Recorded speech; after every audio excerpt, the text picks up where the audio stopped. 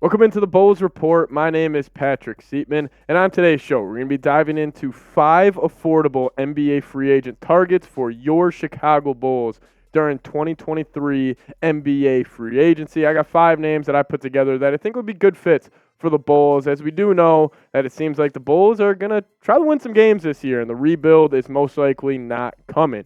But before we get into that, guys, we are in a sub race right now. NBA free agency is just around the corner this Friday, and we have a race to 100 new subscribers, and we are competing with our Celtics Today show and our Knicks Now show here at Chat Sports. We're starting fresh. We're starting at 0 apiece. So if you guys could help me out, just go down there, hit that subscribe button, show your love, show your support for your Chicago Bulls, and plus it helps me out a lot, and I don't want to lose to the Celtics or Knicks. So hit that sub button.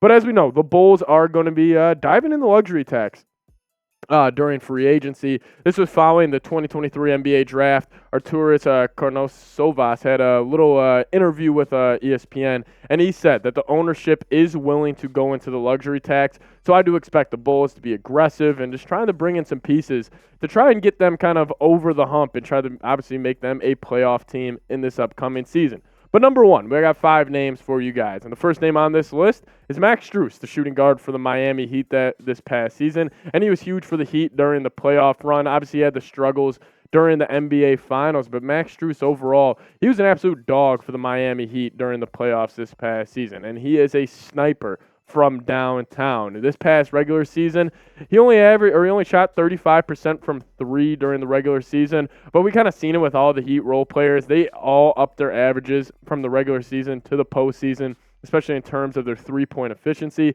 But in just 28 minutes a game, he averaged 11 points a game, 2.1 assists, and again, the efficiency is very solid. But why I think Max Strus would be a good fit for the Chicago Bulls is the Bulls need shooting, and they don't need, shooters. They need like typical catch and shoot, just bucket getters from the outside, and that's something they really haven't had. Max Strus, he adds that. And we also need a guy that just does the little things offensively and defensively. Obviously, Strus is not the best defender in the world, but he's willing to take a charge, he's willing to put his body on the line, and he's willing to just do the little things to kind of muck it up defensively. And he's also great at kind of making the extra pass, moving off ball. He's just an overall really, really solid team basketball player, and he does the little things well that contribute to winning at the highest level. And also, he's got a ton of a playoff experience at this point in his kind of young NBA career.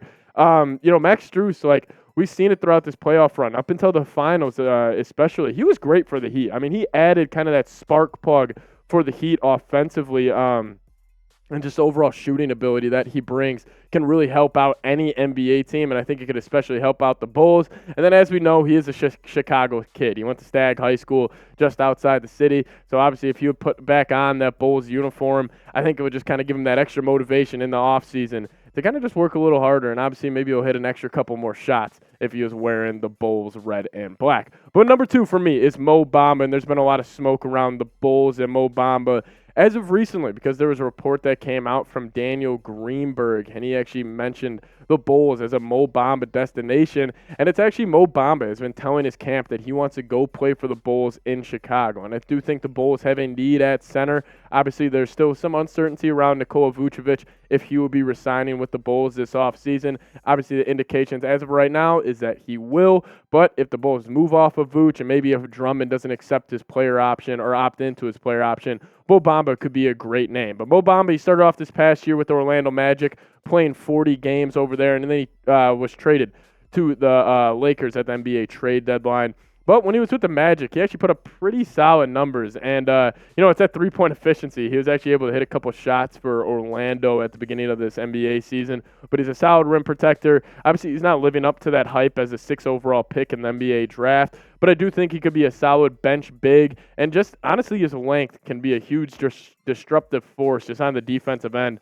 Yeah, obviously the shot blocking ability, but obviously just getting deflections, hands in passing lanes, and just the little things that Mo Bamba could bring here. And I do think it's going to come down to Mo Bamba or Drummond for the Bulls' backup center position. The early reports did indicate that Drummond would be accepting his player option with the Bulls. He was on the I Am Athlete podcast, and he actually said how much he loves Chicago and how he wants to be back and kind of be a part of this organization. But they really haven't heard anything since. And I do think if the Bulls or if Drummond would decline his player option, I think Mo Bamba would be a great kind of vet minimum type of deal for the Bulls to bring in. Obviously, wouldn't give him anything more than probably that $4.5 million mid-level exception. But I think Mo Bamba as a backup center, I would be intrigued. Obviously, you put some more butts in seats as well for the Bulls. But Mo Bamba as a backup center, I'd be all in. But I'll ask you guys this, and I'll make this the pinned comment on today's video. Do you want Mo Bamba on the Chicago Bulls? Give me a Y for yes or give me an M for no down in the comment section.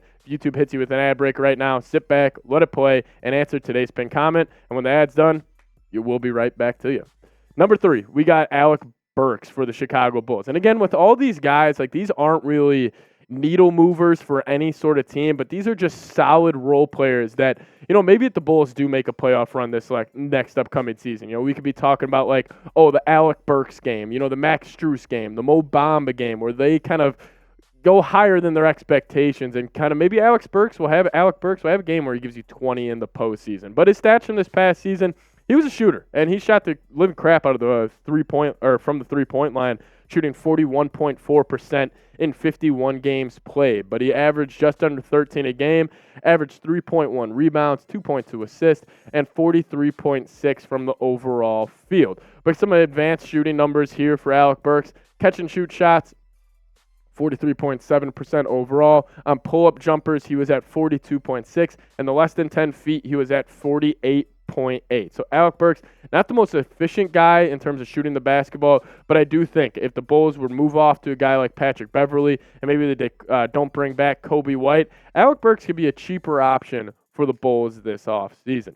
Number 4 on my list, and this is one of my favorite players in the NBA right now, one of my favorite college athletes of actually all time, Donte DiVincenzo, the big ragu. I'm a big fan of DiVincenzo, and I've been a big fan of him ever dating back to his days at Nova. And one of the games that just stands out to me more than all is that national championship game when Donte DiVincenzo absolutely gave it to the Jordan Poole-led Michigan Wolverines. He had 31 points in this game, coming off the bench, 5 rebounds. He was 10 of 15 from the floor, and he hit 6 huge threes. And also in that game, Donte DiVincenzo, he had 2 huge blocks where he kind of showed off that athletic ability. And my overall take with DiVincenzo and most of these Villanova basketball players is they're just winning players. And he just screams being a winning contributor to a championship team. And I do think he's starting to develop into one of the better role players in the NBA. I don't think he's a liability on defense at all. I think he offers really solid size. He's got a really solid stature to him. And his ability to catch and shoot the basketball, I think is going to be a huge contributor for whatever team he goes to. I do expect DiVincenzo to maybe sign with more of a contender than the Chicago Bulls.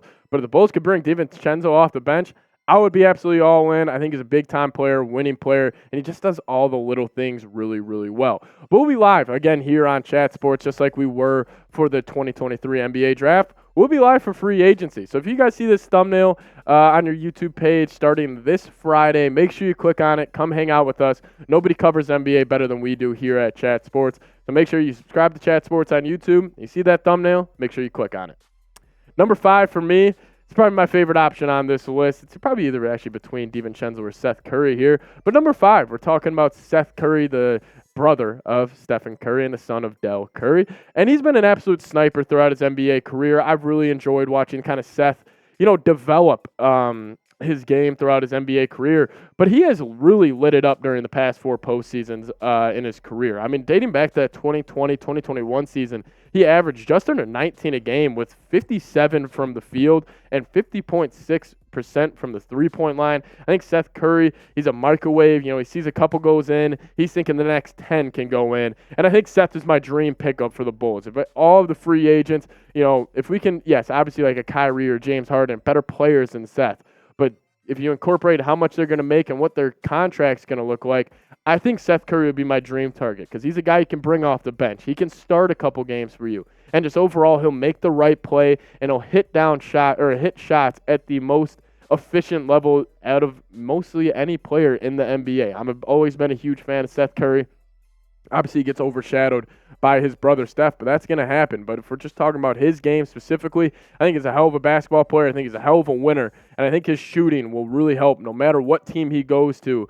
Shooting, man, it just matters more now in the modern-day NBA, and Seth Curry does it better than about anybody in the league right now. But let me know, who is your dream Bulls free agent target this offseason?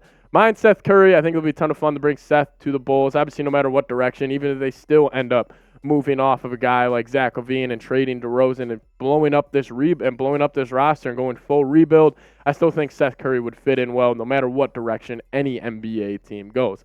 I do want to give an honorable mention. We talked about this on yesterday's video. Derrick Rose. The Knicks declined his team option, making him an unrestricted free agent. Derrick Rose, I kind of gave my thoughts more in depth on yesterday's show, so go check it out if you guys haven't already.